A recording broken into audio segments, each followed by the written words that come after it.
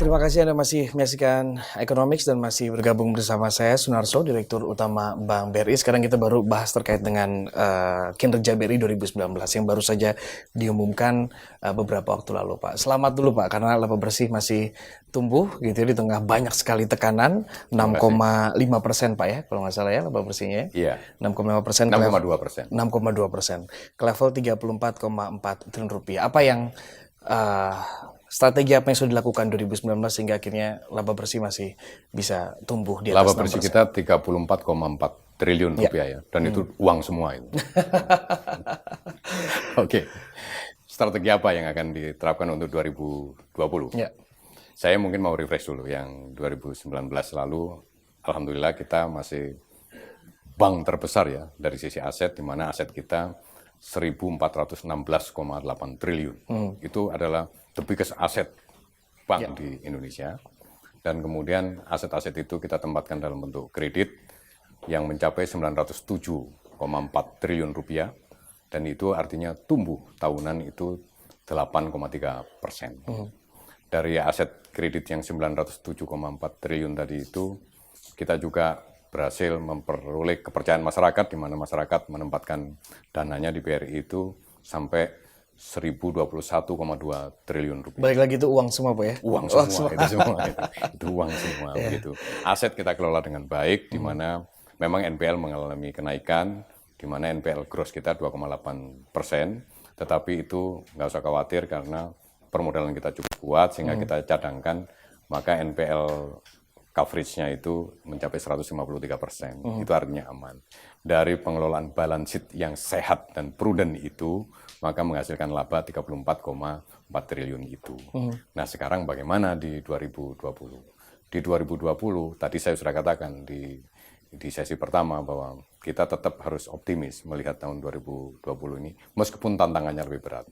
Tantangan lebih berat, tapi kalau kita respon dengan respon yang tepat, saya kira itu akan menjadi moderat saja, sehingga kita harus tetap optimis. Antara lain misalnya contoh, bahwa BRI akan lebih fokus kepada segmen-segmen yang memang menjadi core bisnisnya BRI, yang kedua, yang transmisi risiko globalnya itu memang rendah. Gitu. Itulah UMKM.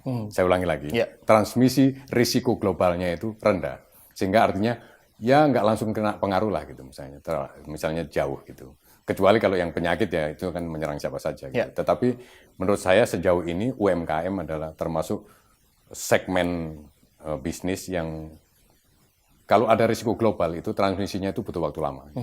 Itu yang kita pilih. Sehingga nanti strategi kita adalah di aset kita akan tetap fokus di menumbuhkan secara agresif di UMKM. Sebagai contoh bahwa bagian daripada strategi jangka panjangnya BRI bahwa kita nanti ingin UMKM kita itu 80% dalam portofolio. Saat ini posisinya di? Posisi sekarang adalah 79%, dan kemudian 21% itu sudah masih korporasi. Tapi dulu kan korporasi kita 25%. Dan sekarang sudah kita turunkan, saya pikir ini sangat drastis, sekarang menjadi 21%. Dan kita ingin di 2020 nanti korporasi kita maksimal hanya 20%. 80% adalah UMKM. Itu salah satu strateginya. Kita fokus kepada core, dan kemudian selain itu, sekarang ceruk pasarnya kan mungkin memang masih besar di UMKM itu. Tetapi BRI mungkin ke depan harus lebih bisa menciptakan pasar yang baru. Itu tiket size-nya akan kita buat lebih kecil.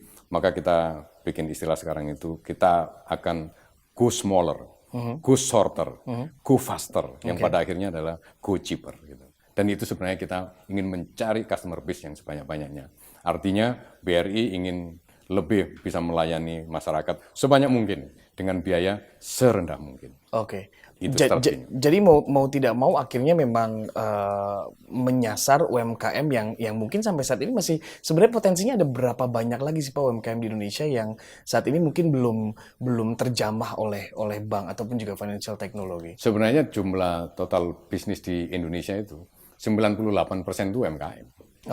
Jadi yang di atas itu hanya 2% saja sebenarnya. Tetapi memang pengaruhnya ke Paretonya ya, ke GDP itu mungkin sekitar 68%. Jadi yang 2% tadi itu berpengaruh sekitar 40%. Sementara yang 98% tadi hanya create terhadap GDP itu berapa itu berarti 68%. Artinya memang masih dibutuhkan upaya gitu untuk menaik kelaskan ya, jadi yang kelas. Jadi lebih nanti ke kualitas kreditnya, kualitas konsumsinya gitu Pak ya maksudnya. Ya, saya kira begitu. Jadi, tetapi mungkin ada infrastruktur yang lain yang juga kita harus perbaiki supaya akselerasi naiknya apa namanya mikro ke kecil, kecil ke menengah, menengah ke korporasi ini menjadi lebih smooth, lebih lancar. Kira-kira seperti itu. Oke. Bukan hanya karena aspek dukungan permodalan, tetapi saya kira mungkin masih banyak hal-hal yang kita harus educate kepada mereka itu. Oke. Sehingga di 2020 ini untuk jika kita bisa bahas lagi terkait dengan target-targetnya dan juga caranya untuk mencapai target tersebut apa saja, Pak Sunarso? Jadi begini, inisiatif kita, tadi saya katakan ya bahwa strategi kita adalah ingin melayani rakyat sebanyak mungkin dengan biaya semurah mungkin.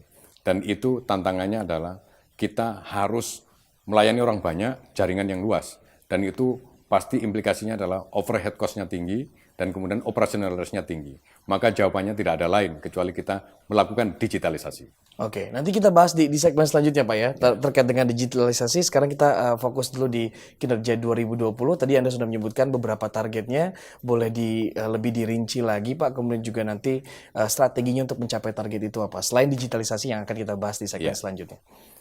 Tadi itu saya katakan bahwa strateginya adalah kita juga tidak akan meninggalkan, kita akan lebih fokus kepada UMKM ya, refocusing ke UMKM. Tetapi kita tidak akan meninggalkan segmen yang wholesale. Maka akan saya bagi strategi kita. Pertama, di wholesale kita akan tidak fokus ke aset. Di wholesale kita akan fokus ke wholesale transaction banking untuk mendapatkan dana murah. Melalui wholesale transaction banking kita akan mencari dana murah dari segmen wholesale. Kemudian di segmen retail dan UKM-nya, kita akan dua-duanya. Kita akan menumbuhkan aset dan menumbuhkan dana. Menumbuhkan aset biasa, kita lending kepada UMKM. Menumbuhkan dana, kita akan pertajam strategi kita di retail payment. Retail transaction, retail payment untuk mendapatkan kasa dari retail. Ya. Current account, saving account dari retail. Tetapi ada yang baru sama sekali, yang belum pernah ada selama ini. Apa itu Pak? Itu di mikro. Di mikro selama ini kita memang sudah lending dan funding. Ada funding mikro yang kita sebut Simpedes, ada lending di mikro yang kita sebut Kupedes dan KUR. Tetapi mungkin lebih dalam dari situ, kita ingin menangkap uang-uang yang ada di segmen mikro termasuk di wet market tadi melalui micro saving dan micro payment. Ini mungkin yang baru. Dan itulah yang kuncinya memang tidak bisa tidak kita harus bicara tentang digitalisasi. Oke, bentuknya seperti apa itu Pak? Micro saving itu? Micro saving. Sekarang kita yang konvensional kita punya namanya Simpedes, simpanan pedesaan ya. Dan kemudian kreditnya Kupedes, kredit usaha di pedesaan gitu. Tetapi micro saving sekarang mungkin karena masyarakatnya juga sudah beda, bukan lagi masyarakat yang dulu, tapi sekarang juga sudah semuanya digital ini sudah masuk ke pedesaan-pedesaan, masuk ke rural ya.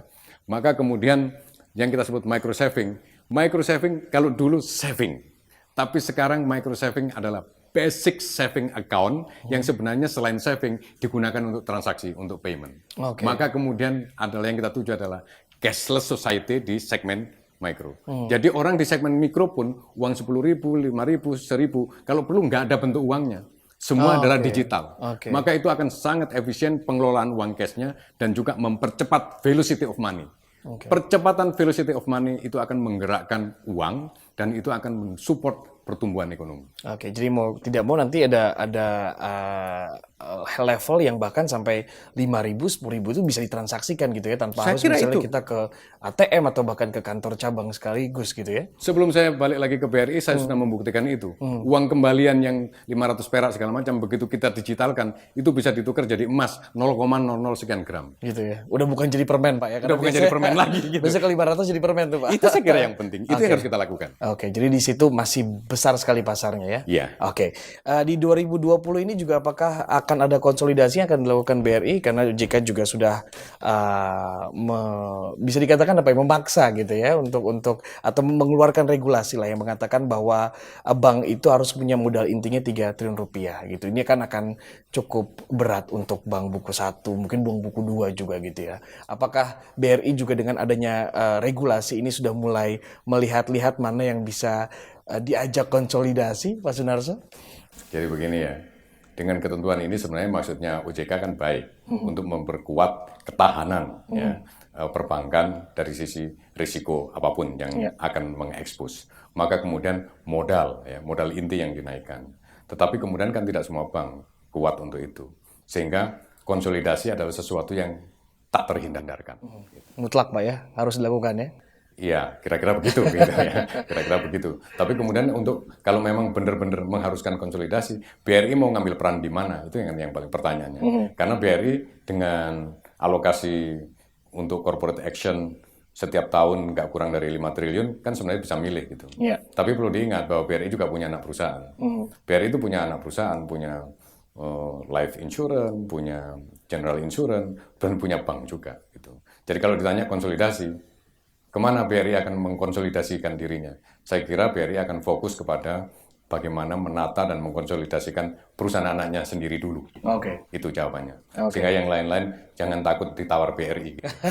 Oke, berarti 2020 belum, mungkin tahun depan Pak ya? Siap-siap ditawar BRI. Oke, kami akan kembali lagi, tetaplah di Economics. BRI nanti di tahun 2022 harus menjadi the most valuable bank in Southeast Asia and home to the best talent.